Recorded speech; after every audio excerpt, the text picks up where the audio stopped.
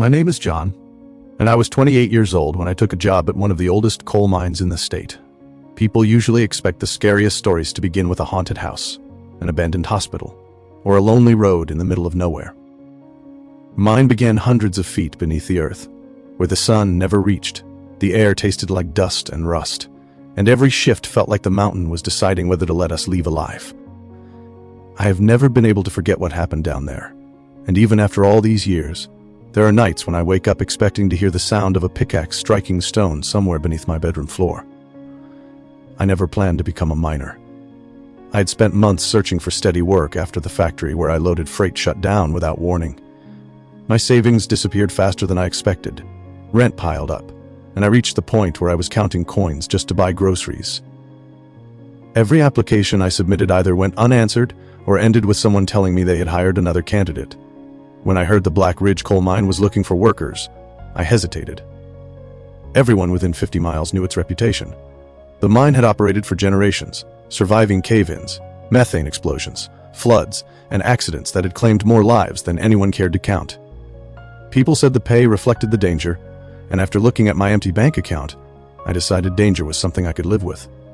The mine sat several miles outside town, surrounded by thick forest and steep hills blackened by decades of coal dust. The first morning I drove there, I noticed something strange before I even stepped out of my truck. None of the miners were laughing or talking the way construction crews usually did before a shift. They stood quietly beside their vehicles, drinking coffee or checking their equipment with the kind of focus people usually reserved for soldiers preparing to enter a battlefield. Even the veterans, who had worked there for decades, carried themselves as if they respected the place more than they feared it. Inside the administration building, I signed a stack of paperwork that seemed far longer than any employment forms I had filled out before. Most of it listed safety procedures and emergency protocols. If a tunnel collapsed, follow the illuminated escape markers. If methane levels rose above the warning threshold, evacuate immediately. If the ventilation system failed, remain calm and wait for instructions. One paragraph caught my attention because it was typed in bold letters larger than everything else on the page. It stated that employees were strictly forbidden from entering restricted tunnels under any circumstances, even during emergencies, unless accompanied by authorized supervisors. I asked the woman behind the desk why that rule was emphasized so heavily. She looked up from her computer for only a second before telling me those areas were unstable and changing the subject so quickly that I realized she did not want to discuss them. After orientation, I met the crew assigned to my shift. Our foreman was a broad-shouldered man named Carl, who had worked underground for nearly 30 years. His face was permanently stained with coal dust that seemed impossible to wash away, and he spoke with the confidence of someone who had survived more close calls than he cared to remember. He introduced me to the rest of the crew, including a quiet older miner named Walter, whose gray beard reached the middle of his chest. Walter shook my hand firmly but kept studying me for a moment longer than felt comfortable, before telling me that every new miner believed the mountain was just another workplace, until it reminded them that it was alive. The others laughed and accused him of trying to scare the rookie, but Walter never smiled. The elevator cage carried us deep into the earth with a metallic groan that echoed through the shaft. As daylight disappeared above us, the only light came from the lamps attached to our helmets. The deeper we descended, the colder the air became until the walls around us glistened with moisture. When the cage finally stopped, the silence lasted only a moment before it was swallowed by the constant roar of machinery, drilling equipment, conveyor belts, and distant explosions used to loosen rock. Every sound bounced through the tunnels until it became impossible to tell where anything was coming from. The work was exactly as brutal as everyone had warned me. Coal dust coated my face within minutes. Sweat soaked through my clothes despite the cold air, and every muscle in my body burned from hauling equipment and clearing debris. Hours passed without any sense of time because there was no sunrise or sunset underground. There was only the rhythm of drills, the rumble of heavy machines, and the occasional radio call from another crew somewhere beyond the maze of tunnels. I quickly understood why experienced miners developed the habit of checking the ceiling every few minutes. Tiny cracks appeared without warning. Loose rocks sometimes dropped with little more than a faint clicking sound, and everyone knew that a single mistake could bury an entire crew. During our meal break, I noticed Walter sitting alone on an overturned equipment crate. I walked over with my lunch and asked how long he had been working in the mine. He told me he had spent 37 years underground and had buried more friends than he wanted to remember. Then he looked directly into my eyes and said there was one rule every miner eventually learned. If you ever hear someone swinging a pickaxe in a tunnel where no crew is scheduled to be working, you walk the other way without stopping to investigate. Before I could ask what he meant, Carl called everyone back to work, and Walter simply stood, brushed the coal dust from his gloves, and walked away, as though he regretted saying anything at all. The rest of the shift passed without incident, until we reached a section of the mine that had not been expanded in years. Our drilling machine chewed steadily through a thick wall of untouched coal, while the rest of us cleared broken rock from the floor. Then, without warning, the sound of the drill changed. The vibration running through the ground stopped abruptly, followed by a loud crack that echoed through the tunnel. Instead of striking solid coal, the drill had punched through empty space. A cold gust of air rushed out of the opening, carrying with it the unmistakable smell of damp earth and something else that none of us could identify. Carl raised his hand for everyone to stop. The machinery fell silent one piece at a time, until the only sound left was the slow whistle of air escaping from the darkness beyond the broken wall. We stepped closer, shining our helmet lamps through the narrow opening, and our lights disappeared into a tunnel that should not have existed. The tunnel remained silent as we stared into it. None of us spoke for several seconds because there was something unnatural about the way the opening looked. Every tunnel in the mine had rough walls scarred by drills, blasting charges, and decades of heavy equipment. This one was different. The walls were almost smooth, as though they had been carved out with incredible precision before being sealed behind a thick layer of coal. The cold air flowing from inside carried a stale smell that reminded me of damp stone mixed with old machine oil. It was the kind of air that had been trapped for years, yet it somehow felt fresh enough to suggest movement somewhere beyond our lights. Carl stepped closer, keeping one hand on the handle of his flashlight while examining the edges of the opening. His expression changed so quickly that I almost missed it. Until then, I'd only seen him as a calm, experienced foreman who handled every situation without hesitation. Now, for the first time, he looked genuinely unsettled. He grabbed his radio and called the surface office, speaking so quietly that I could barely hear him over the humming ventilation fans. After listening for a few moments, he ended the transmission, turned toward us, and ordered everyone to back away from the opening immediately. His voice left no room for argument. He told us the tunnel was not part of any active section of the mine and that nobody was to enter it under any circumstances. We were to bring in steel supports, concrete panels, and enough rock to seal the opening before the end of the shift. He added that nobody was to discuss what we had found with workers from the other crews. When one of the younger miners asked why, Carl answered with a sharp look that stopped him from asking anything else.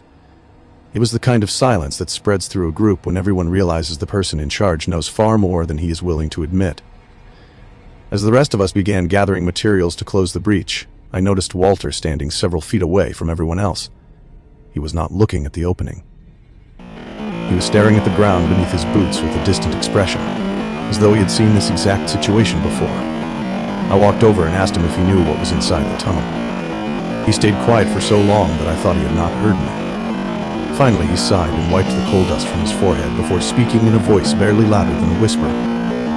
He told me there had always been stories about forgotten sections beneath Black Ridge.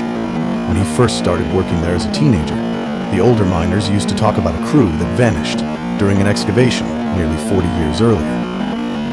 According to the official report, a collapse sealed them inside before rescuers could reach them. Weeks of digging produced nothing. No bodies, no equipment, not even broken tools. It was as though the entire crew had disappeared into the mountain itself. Management eventually declared the area permanently unstable, erased it from future maps, and ordered every connecting passage filled with concrete and rock. I asked if he believed the story. Walter looked at me with tired eyes and said he had spent most of his life trying not to. The rest of the afternoon dragged by as we worked around the opening. Every few minutes I found myself glancing toward the darkness beyond the broken wall. It was impossible to explain, but I kept feeling as though someone was standing just beyond the reach of our lights, watching us without making a sound. Each time I focused my helmet lamp into the passage, I saw nothing except the smooth walls disappearing into darkness. Then something happened that none of us could explain. One of the loaders accidentally swept a layer of loose dust away from the entrance with its bucket. As the dust settled, several footprints became visible on the floor just inside the hidden tunnel. Everyone stopped moving, The prints were sharp and well-defined. They had not been buried beneath decades of dust. They rested on top of it. Someone had walked through that passage recently. Carl immediately climbed over the broken rocks and crouched beside the tracks. He measured one with his gloved hand before slowly standing again. His face had lost what little color remained beneath the coal dust. Without saying a word, he pulled a strip of yellow safety tape from his tool bag and stretched it across the entrance. Then he ordered every worker except Walter to return to the main tunnel. Nobody argued. As we walked away, I glanced back one last time. Carl and Walter remained beside the opening, speaking in voices too low for anyone else to hear. Walter pointed into the darkness, while Carl kept shaking his head. Finally, Carl reached into his pocket, removed a ring of old brass keys, and handed one to Walter. That simple exchange bothered me more than anything else. If the tunnel had truly been forgotten for decades, why did the foreman have a key that seemed to belong to it? The shift ended an hour later, but none of us spoke much on the ride back to the surface. Usually the elevator was filled with tired conversations about dinner, sore backs, or weekend plans. That evening, the only sound came from the cables pulling the cage toward daylight. Every miner stared at the floor as if they were silently agreeing never to mention what had happened. Outside, the evening sky was beginning to turn orange behind the mountains. I should have gone home, taken a shower, and tried to forget about the hidden passage. Instead, I stayed. I watched from the parking lot as the last of the day shift drove away. Nearly 20 minutes later, I saw Walter leave the administration building carrying an old canvas backpack. He looked around to make sure no one was watching before disappearing toward a maintenance road that led back to the mine entrance. A few seconds later, another figure emerged from the same building. It was Carl. Neither of them noticed me standing beside my truck. They unlocked the gate leading underground, switched on a pair of portable lamps, and entered the mine long after every scheduled shift had ended. Whatever was inside that forgotten tunnel, they were going back to it in secret. As I continued forward, another sound slowly reached me from somewhere deep inside the tunnel. At first, I thought it was one of the ventilation systems echoing through the rock, but the longer I listened, the more deliberate it became. It was the steady sound of someone striking stone with a pickaxe. The rhythm was slow, consistent, and unmistakably human. It echoed through the passage from somewhere far below, carrying just enough clarity to convince me that someone was working in a section of the mine where no one was supposed to be. I stopped walking. Walter's warning from earlier that day immediately came back to me. He had told me that if I ever heard someone mining in a tunnel where no crew was scheduled to be working, I should turn around and leave without trying to find the source. Standing there alone in the darkness, I finally understood why he had spoken with such certainty. For nearly a minute, I seriously considered going back. Every instinct told me I had already gone too far. Then I heard voices. They were faint and difficult to make out, but I recognized one almost immediately. It was Carl.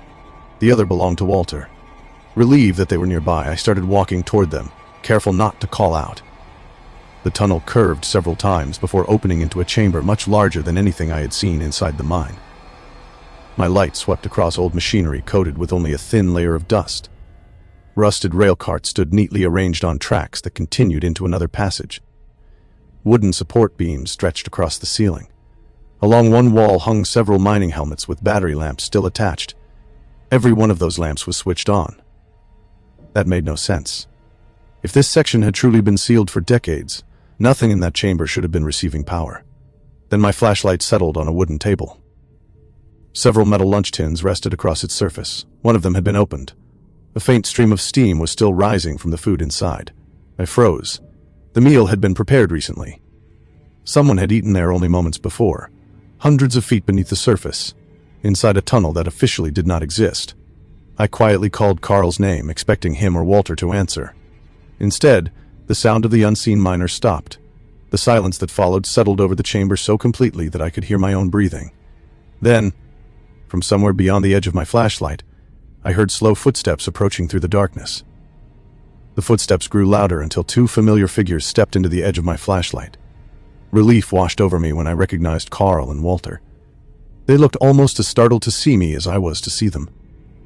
Carl's expression hardened immediately, and before I could say a word, he grabbed my arm and pulled me behind one of the abandoned rail carts. He demanded to know how I had gotten inside. I admitted that I had followed them from the parking lot because I wanted to know what they were hiding. For several seconds, neither man spoke. Carl rubbed his forehead as though he had expected this day to come eventually. while Walter kept staring toward the tunnel beyond the chamber instead of looking at me. Carl finally let go of my arm and lowered his voice. He told me I had no idea what I had walked into. He said there were secrets beneath Black Ridge that had been buried long before either of us was born, and every person who had tried exposing them had either disappeared or been dismissed as unstable. I asked him about the fresh food, the lights, and the footprints. His answer made no sense. He simply said that not everyone working beneath the mountain appeared on the company's payroll. I waited for him to explain, but he remained silent. Walter finally spoke. He told me that when he was a young miner, curiosity had led him into this same section after hearing stories from older workers. He had expected to find an abandoned excavation. Instead, he found people. They were miners dressed in uniforms from another era, carrying equipment that should have belonged in a museum. They worked without speaking, without acknowledging anyone around them, and without ever climbing back to the surface. At first, he believed they were part of some secret operation hidden from the rest of the company. Then he began recognizing faces from photographs displayed in the mine's memorial hall. Every one of those men had officially died decades earlier. I laughed nervously because it sounded impossible, but neither Carl nor Walter reacted. Carl looked directly at me and asked if I remembered the old lunch tins on the table. I nodded.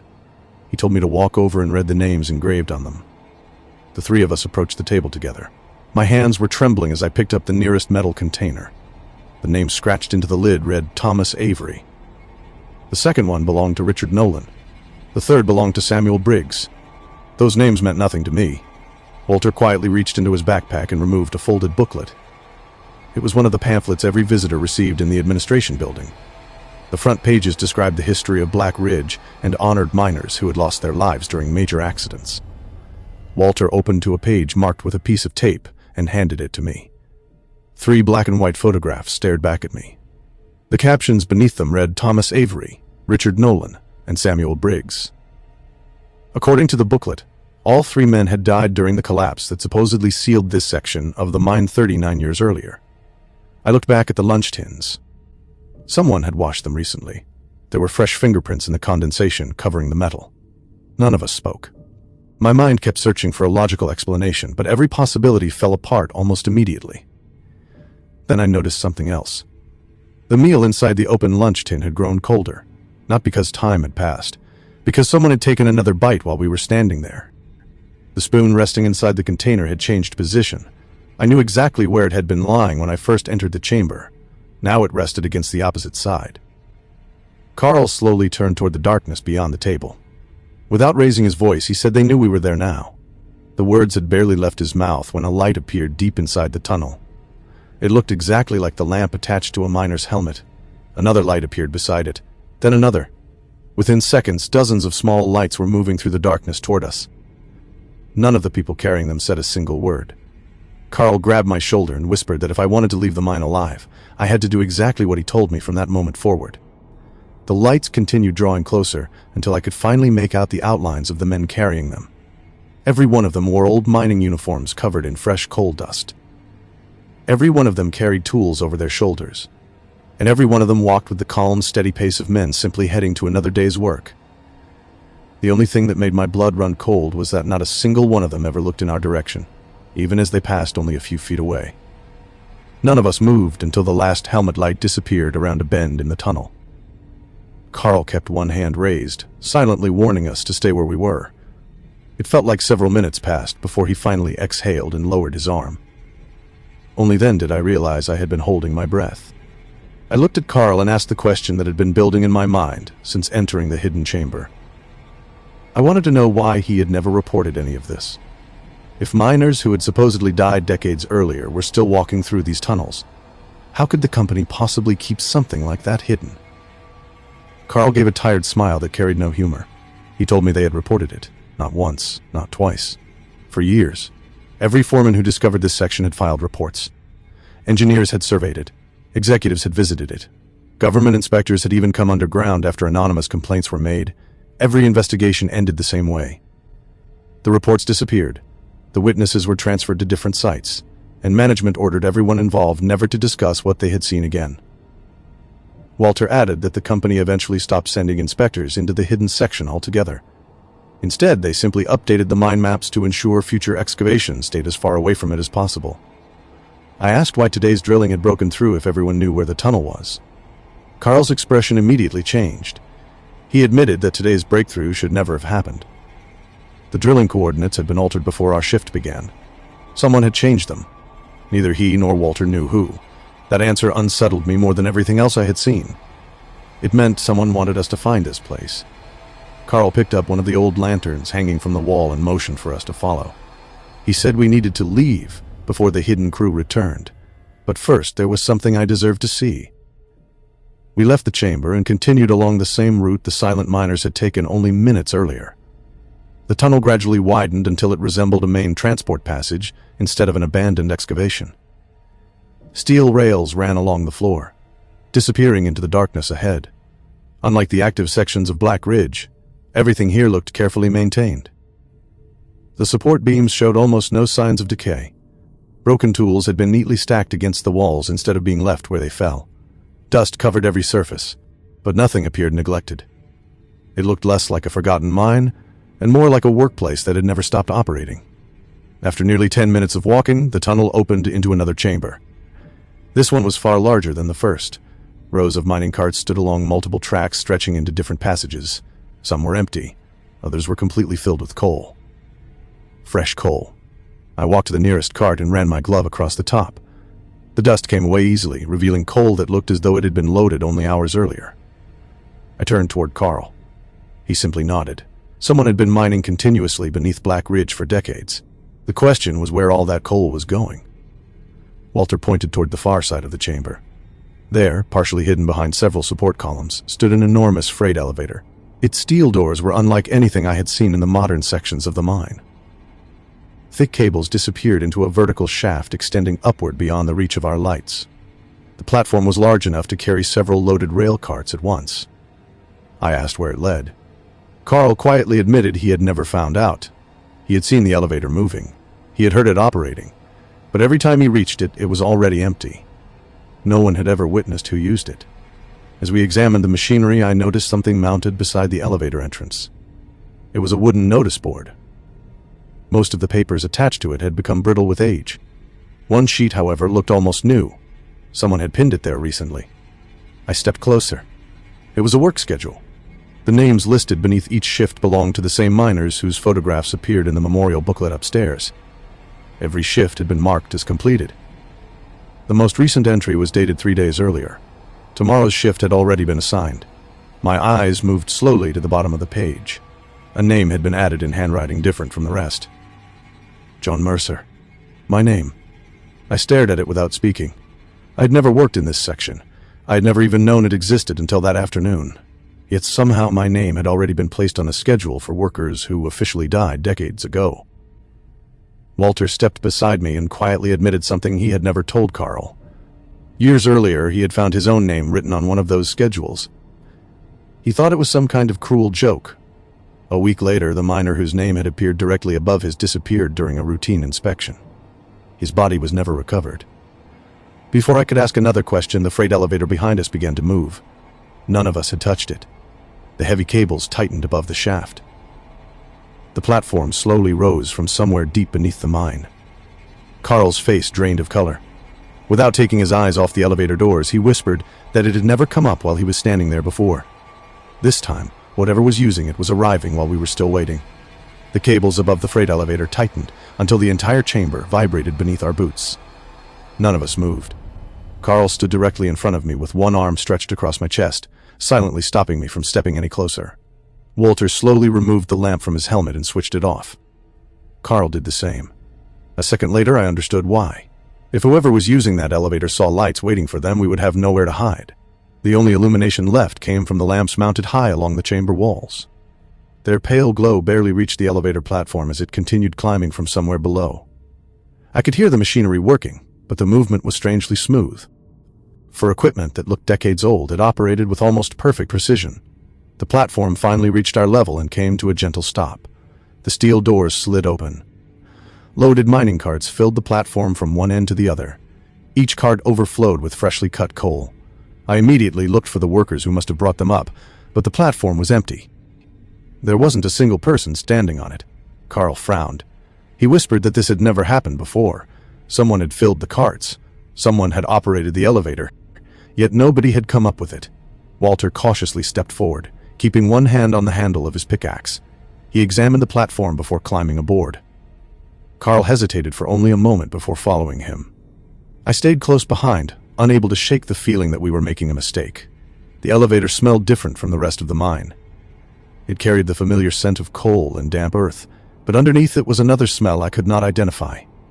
It reminded me of old paper that had been stored in a basement for decades. Walter pointed toward the back corner. A leather ledger rested on top of one of the loaded carts. The cover was cracked with age, but the pages inside looked remarkably well preserved. Carl picked it up and carefully opened it. Every page contained handwritten records, dates, shift assignments, coal production totals, equipment inspections. The entries stretched back almost 40 years without interruption. Someone had documented every day of work beneath Black Ridge, as though this hidden operation had never ended. Carl turned to the final page. None of us spoke. The most recent entry had been written earlier that afternoon. The shift supervisor's signature appeared at the bottom. It wasn't a name either of us recognized. Beneath it, another note had been added in neat handwriting. New worker has arrived. Orientation incomplete. John Mercer assigned for evaluation. A cold shiver ran through me. There was no possible way anyone down there should have known my name before I entered the tunnel. Carl immediately closed the ledger and told us we were leaving. He no longer cared about finding answers. Whatever intelligence was maintaining those records already knew I existed. As we stepped off the elevator, Walter suddenly stopped walking. He was staring toward another tunnel branching away from the chamber. At first I couldn't understand what had caught his attention. Then I saw it. A man stood at the far end of the passage. He wore an old mining uniform covered in coal dust. His helmet lamp was switched off. He wasn't moving. He simply stood there watching us. Carl quietly called out, asking if he worked for the night shift. The man never answered. Walter took a cautious step forward. The figure slowly raised one hand. For a brief moment I thought he was waving. Instead, he pointed past us, directly at the freight elevator. We all turned instinctively. The platform we had just stepped off was empty. The loaded coal carts had vanished. So had the ledger. There was no sound of the elevator moving. No indication that anything had left. It was simply empty. Carl spun back toward the tunnel. The silent miner was gone. Walter hurried to where the man had been standing only seconds earlier. The floor was covered in dust that had not been disturbed for years. There were no footprints, no drag marks, nothing. It was as though no one had ever been there. Carl grabbed my arm and said we were leaving immediately. We retraced our path through the hidden tunnels much faster than before. None of us spoke. Every few seconds I found myself glancing behind us, expecting to see helmet lights following in the distance. We finally reached the chamber with the lunch table. Everything looked exactly as we had left it, except for one detail. The work schedule hanging on the notice board was gone. Only the nail that had held it in place remained. Walter searched the surrounding floor while Carl inspected every corner of the room. Neither of them found it. Someone had removed the only proof that my name had ever appeared there. Carl looked at me with an expression I had never seen before. He admitted that whatever was happening beneath Black Ridge had changed. For decades, the hidden miners had ignored anyone who entered their tunnels. Tonight, they had acknowledged us. And somehow they had acknowledged me before I even knew they existed. As we hurried toward the opening leading back into the active mine, I glanced over my shoulder one last time.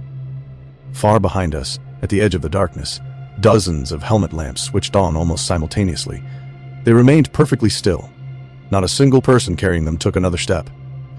It was as if an entire crew had gathered in silence simply to watch us leave. Carl stood frozen beside the desk with the phone still in his hand. Neither of us spoke for several seconds. I kept hoping I had misunderstood what he had just been told, but the look on his face confirmed every word. Someone inside a newly discovered tunnel had asked to speak with me. Not one of the drilling crew. Not a supervisor. Someone waiting inside the tunnel. Carl quietly placed the receiver back onto its cradle and grabbed the keys hanging beside his office door. He told me we were going to the eastern excavation immediately. Before leaving, he opened a locked cabinet and removed a shotgun along with a small emergency case containing flares, first aid supplies, spare helmet batteries, and a handheld radio. I asked whether he really thought we would need a gun. He admitted he had no idea what we were walking into, but after everything we had already witnessed beneath Black Ridge, he was no longer willing to take chances. The eastern section sat nearly 2 miles from the breakthrough we had discovered the previous night. By the time we arrived, several miners were standing outside the barricaded entrance. No one wanted to go back inside. The drilling supervisor introduced himself and immediately recognized Carl. Without wasting time, he explained what had happened. His crew had been expanding an old ventilation tunnel when the drill suddenly broke into an empty passage. At first they assumed they had uncovered another abandoned section of the mine. Then someone inside the darkness spoke. The voice calmly asked if John Mercer was with them. The supervisor admitted that everyone underground knew my name because I was the newest hire. Thinking it was another crew playing some kind of joke, one of the miners answered that I was not there. The voice simply replied that it would wait. No one had entered the tunnel after that. Carl looked at me without saying a word. Neither of us believed this was a prank. We collected fresh lamps and made our way through the barricade. The drilling machine still stood where the operators had abandoned it. Fresh coal covered the floor beneath a newly opened breach. Unlike the first hidden tunnel, this one was narrow enough that only one person could walk through at a time. Carl entered first. I followed. Almost immediately, I recognized the air. It carried the same damp smell that had filled the forgotten passage the night before. The walls were just as smooth. The electric lamps mounted overhead were just as impossible. Even the silence felt familiar. We had entered the same underground world from a different direction. After several minutes of walking, the passage opened into a chamber. My heart immediately began racing. It was empty. The wooden table, the lunch tins, the rail carts. Everything was gone. Only one object remained in the middle of the room. A single miner's helmet rested on the floor. Walter's name was written inside it. Carl slowly bent down and picked it up. There was fresh coal dust on the brim. The helmet had not been abandoned years ago. Someone had placed it there for us to find. Then a voice echoed through the chamber. It did not shout. It did not sound angry. It simply spoke my name in the same calm tone described by the drilling crew. John. This time there was no doubt. It was calling directly to me.